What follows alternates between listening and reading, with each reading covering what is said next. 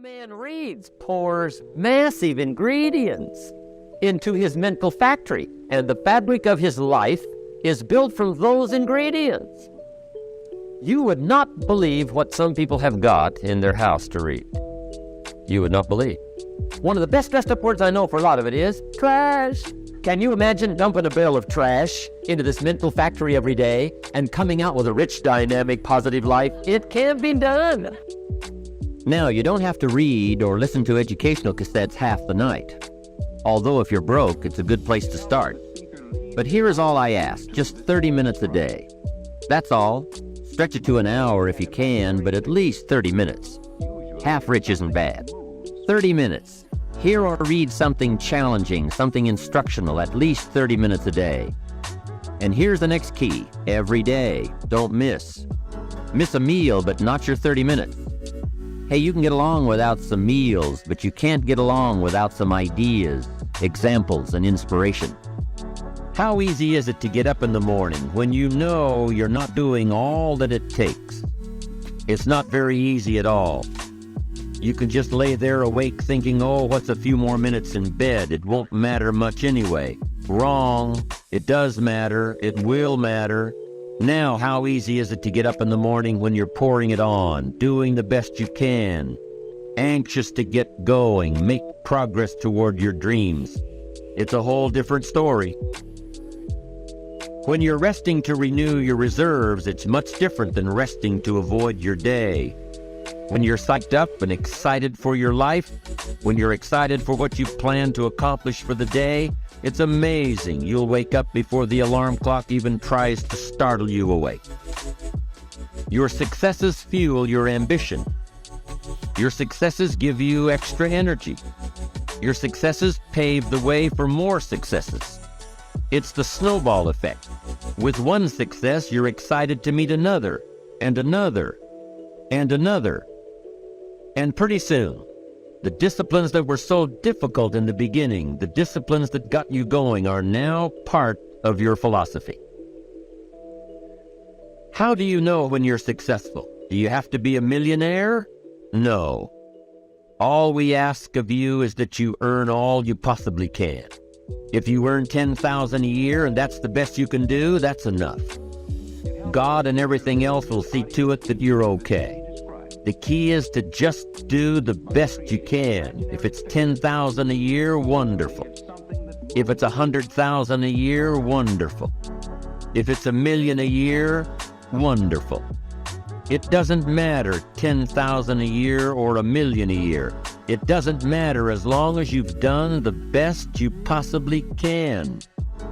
Earn the most you possibly can. Be the most you possibly can. And here's why. The essence of life is growth. The essence of life is growth, to do the best you can. We keep growing until we're done.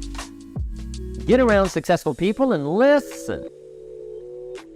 Now, you can also learn from unsuccessful people. Take notes on both, negative and positive. On the negative, the notes are called What Not to Do. And you got to learn what not to do as well as what to do. So learn from the negative as well as the positive. Find out what good people read and don't read it. But now you can also learn from the positive. Get around successful people. Listen to what they say. Listen to how they say it. It's important. We've all got about 16 waking hours. Practice listening those 16 hours. And I say practice listening because listening isn't easy. I found out it's easier to talk than it is to listen.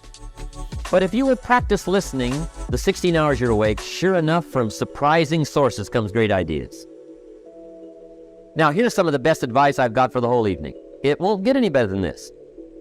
This is it. Poor people ought to take rich people out to dinner and listen.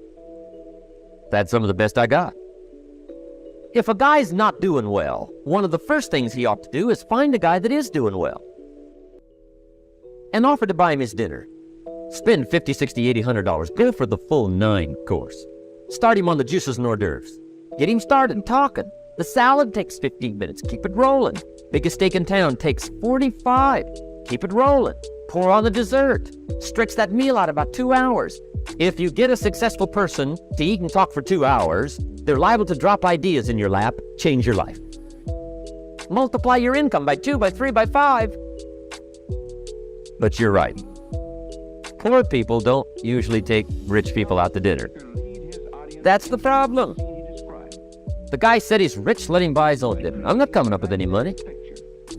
The words we have are the only words available to us. The words we know are the only tools available to us to, number one, interpret what's going on, to interpret what's being said, and to express your heart and your mind.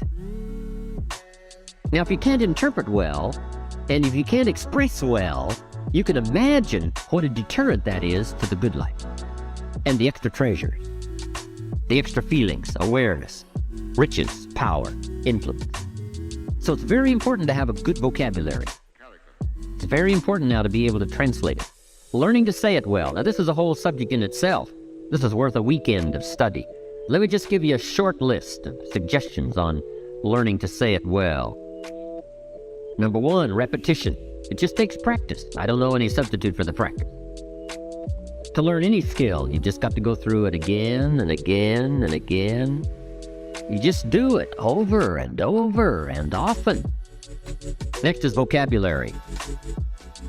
Saying it well is proper choice of words.